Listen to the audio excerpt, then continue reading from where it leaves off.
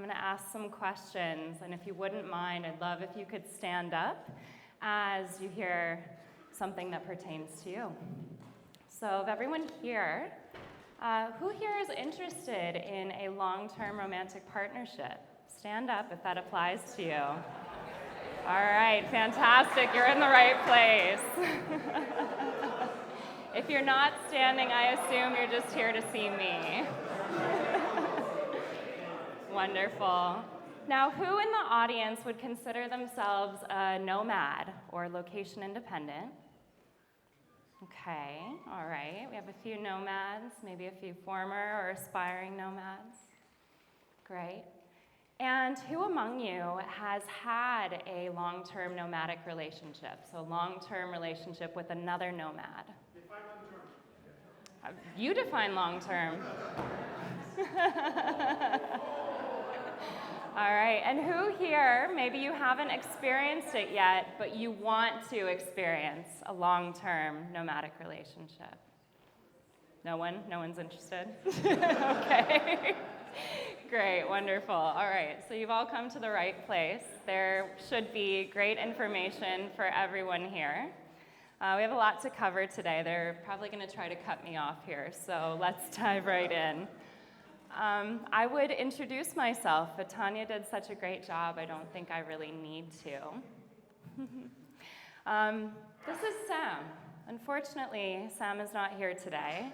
He wasn't able to come to the festival this year, but this is a presentation that we put together, and I will talk to you a little bit about why. So Sam and I met about 5.5 years ago in Lima, Peru. We had both signed up for a remote year chapter, which was a 12-month program, traveling and living and working in a different country every month for a year. And we were randomly assigned as roommates in that first month. Since we started on December 30th, pretty much our first mixer, our first opportunity to meet the group was a New Year's Eve party. And so we met on New Year's Eve, we started this adventure, we'd had a few drinks, we'd danced some salsa. At the end of the night, Sam and I shared a cab back to our joint apartment. And as I was standing out on the balcony, looking out at the lights of Lima, taking in just the exhilaration of this new adventure, this new lifestyle, all of a sudden, I felt his arms snake around my waist. So Sam and I shared a New Year's kiss that night, and that led to a 2.5-year-long romantic relationship in which we visited 29 different countries. We have since separated. We've been separated for 3 years now, but we're still very, very close friends. So we learned a ton in the time that we were together. We like to say that 2.5 years felt like 8. Given the pressures and the chaos of a remote year program, and then COVID. The second year of our relationship was 2020, and so navigating a global pandemic on top of the challenges of a nomad lifestyle certainly put us through it. And so we've each taken what we learned from our own relationship and used it to cultivate other long-term successful partnerships since then. And of course, we've learned from those experiences as well, and we're taking them forward. So it is my honor to share with you here today what I've learned from my personal experiences, as well as what I've learned from my clients working as a coach. And let's dive in. So let's talk about the dating pool. There's a lot of stats. Obviously, I didn't put all of them in here. So if you don't see yourself represented or you want to dig deeper into these, you can use the links at the bottom of the slides or come and see me afterwards and I can give you more information. About 50%, just under 50% of digital nomads come from my home country, the United States. And about 1/3 of all nomads are from this beautiful continent that we find ourselves in. Almost 50% of nomads are in their 30s, like me.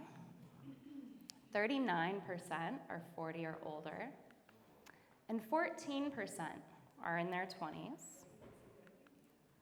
Now, just over half, 62%, are male. and 38% are female.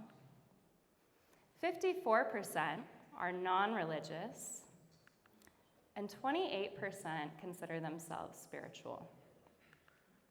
Now, 70% of nomads work less than 40 hours per week. This is good to know because if you're looking to start a relationship, you'll know that you'll have lots of time for adventures with your partner.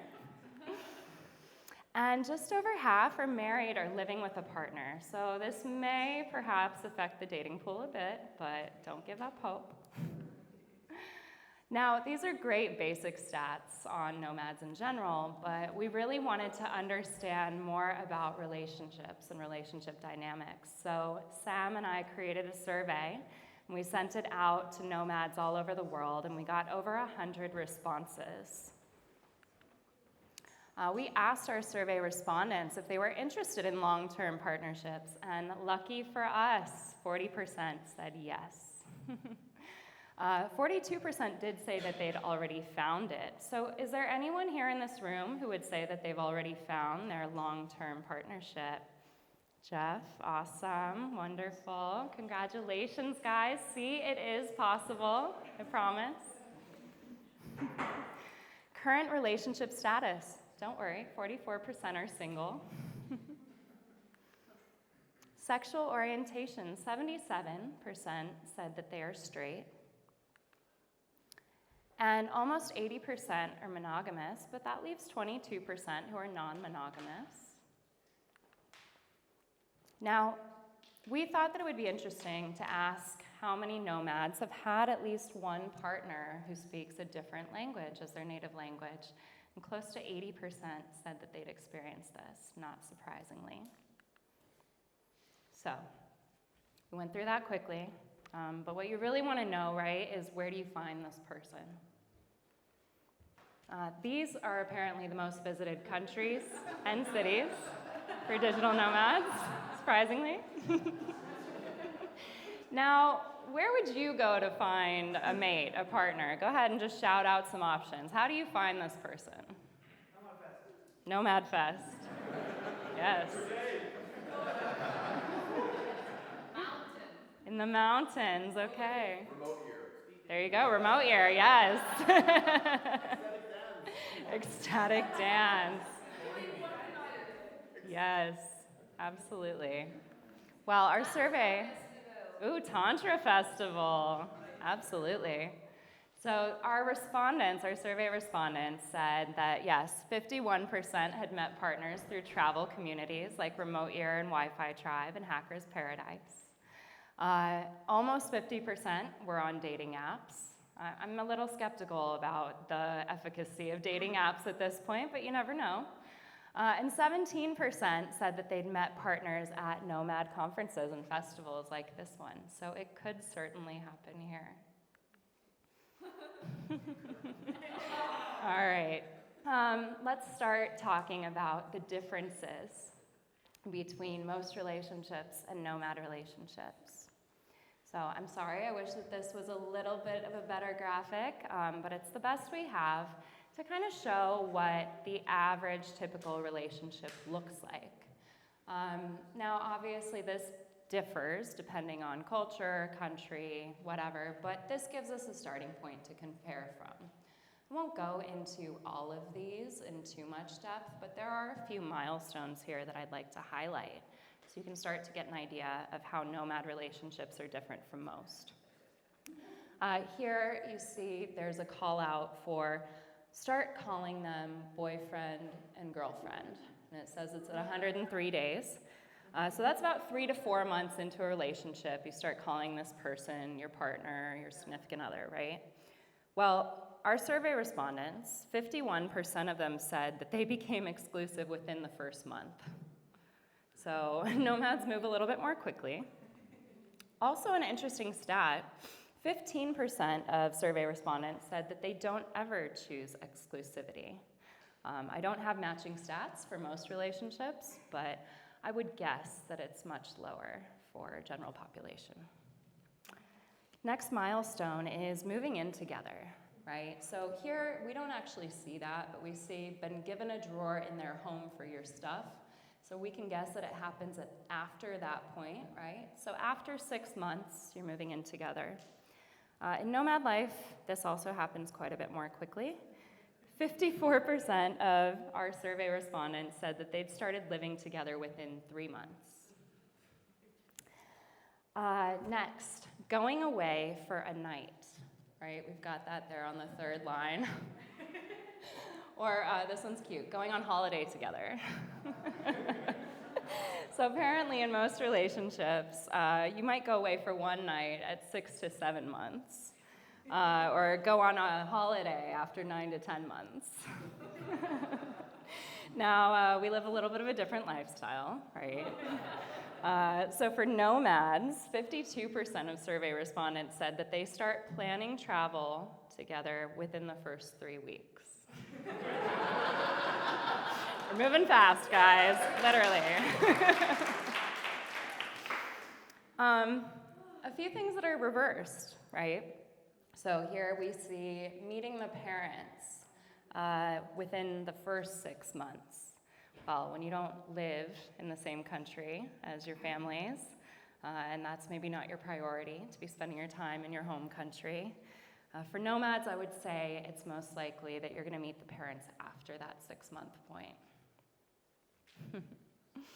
All right, and then of course on this bottom row we have, over a year to over 4 years. And these are milestones that we don't see very often within our nomad community, right? Having children, getting married, buying homes. What's a home? Getting a pet. So I think it's safe to say that we're a little bit behind in the timeline for those. All right. So what can you expect in a nomad relationship? Well, we asked our survey respondents what are the unique characteristics and challenges of a nomad relationship. And this is what they said. You'll see that there's a QR code here. There is a handout that you can download and take away from this presentation. So feel free to scan that. It's on a few of the other slides too. And it'll dig into this a little bit more deeply. So obviously, we've established that things move a bit more quickly in nomad relationships. This leads to a faster development of intimacy, right? If you're moving in together, planning travel together, you have probably gotten sick within, first few weeks, months, depending on where you're traveling. You've gone through the stress of being in airports, being outside of your comfort zone, in countries where you don't speak the native language. This breaks down a lot of barriers, but it also requires an immense amount of communication, tolerance, problem-solving skills, right? It can really kind of push you to your limits. I always say that I don't think that anyone should really marry someone that they haven't traveled with. It's a really great way to test a relationship. So we know that nomads face unique challenges in the way that we relate. But our life is inherently challenging, and that's part of why we choose it, right? And so being able to navigate that with someone else, it helps you to build a really strong foundation if you can get past these things and make it work. So how do we make it work? Now, this is the really important stuff. I'm going to give you a few tools or strategies for how to build a solid foundation. Some of these apply to all relationships, and some are more specific to nomad relationships. So there's something here for everyone, even if you're not at the moment in a nomadic relationship. Now, the first is to align on your priorities, and I would say to do this as early on as possible. Now, we're fast movers, so I don't even think it's too extreme to start talking about these things on the first date. But if you want to kind of give it some time, you can wait until the third. So first of all, it's important to understand what your own priorities are at any point in your life, right? We all have things that are important to us. We have our careers, how we make money. We have our travel priorities, our adventures. We have our hobbies, any pet projects that you might be building or working on, right? there's family, there's friends, and then of course the relationship. It's not necessarily reasonable to expect that a relationship would be the top priority for everyone at every stage in their life. And even if it isn't necessarily your top priority right now, that doesn't mean that it's not important to you. And it doesn't mean that it might not be your top priority down the road. So none of these things are deal breakers. If you meet someone who you really like, and let's say they're working on building a new business, they don't have a whole lot of time for a relationship, but they certainly want a family at some point. Okay, give it time, stick by them, help support them, help them to reach their goals, right? And know that you can build something together as long as you understand what each other's priorities are and that they align with your own priorities. Next, determine core values. This is something that I would recommend for yourself, whether you're in a relationship or not. People underestimate the importance of really understanding their values. But when you can align everything that you do in your life to the things that you value the most, you will find that you are in a much more constant state of flow. Things feel easier, they feel better, they feel more satisfying. And of course, if you're building a life with someone, you want to make sure that you're moving in the same direction. You want to make sure that you're building on the same platform. And if you don't, then at some point the relationship is likely to fall apart. So how do you determine your core values? Well, if you haven't already, if you don't already know what they are, I recommend doing this exercise at least once a year. I certainly do, because values do change over time.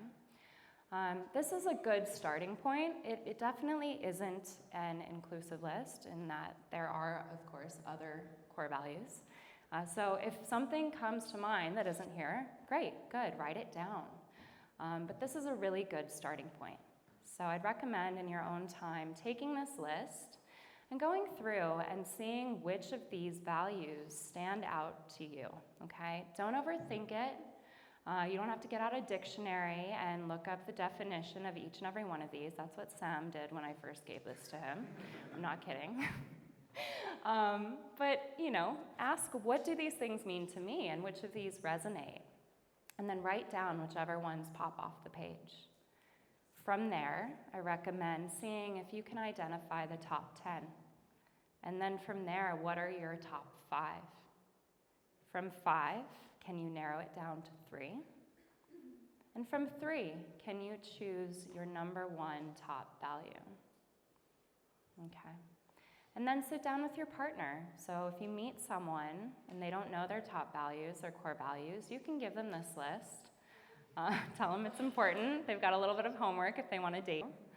And then, see how they align. I certainly don't expect that you're going to find that you share all the same core values. I'd be quite surprised if you did. But you want to make sure that at least they're in alignment. Next, travel style and budget. So these are great questions to get out there early on. And they're great questions to ask yourself as well, just to be a little bit more intentional and purposeful with how you travel and where you go. Understanding your motivation for why you travel, right? What is it that drives you to live this lifestyle? And is that the same or at least aligned with this other person? Understanding, what is your budget? Where do you like to be? What are the climates that you like? What are the activities and adventures that you like to go on? This is all really important as well, right? If the other person loves the cold and you can't stand it, well, you're not going to be spending very much time together. And understanding, too, what are the things that you'll splurge for, right? If there are certain things that are going to be your peak experiences that you're willing to maybe spend extra money for, are those aligned? Or are you either going to have to pay for the other person to join you in those things or have those experiences on your own? And finally, so when Sam and I were together, we had our ups and downs. And there were many moments in our relationship where we asked ourselves, do we continue together, or is it time to go our separate ways? And Sam told me once, we were in Cape Town, and he said, I have a problem. And it's that when we get in an argument, I'm having a really hard time getting into my heart space and checking in with my emotions about whether I want to continue in this relationship, because all that keeps coming through my head is the rational considerations of, if we break up, what are we going to do? We've booked flights, we've booked accommodations, how are we going to settle that? And so this is what we came up with. This is basically our prenup. We call it our Billy contract. And this helped us to ensure that when we did find ourselves in a place of conflict, that we could approach it from a place of love. And when we did finally separate after 2.5 years together, we used this contract to determine how to move forward. And because of this, because we had this in place, we were able to keep things amicable and move forward with love and friendship. So you are welcome to take this, create your own version. You can even steal it exactly as it is if you'd like, if you find it useful. Okay, so here are our key takeaways from this presentation today. Nomad relationships certainly move faster than most relationships. It's important to align on priorities and values early on.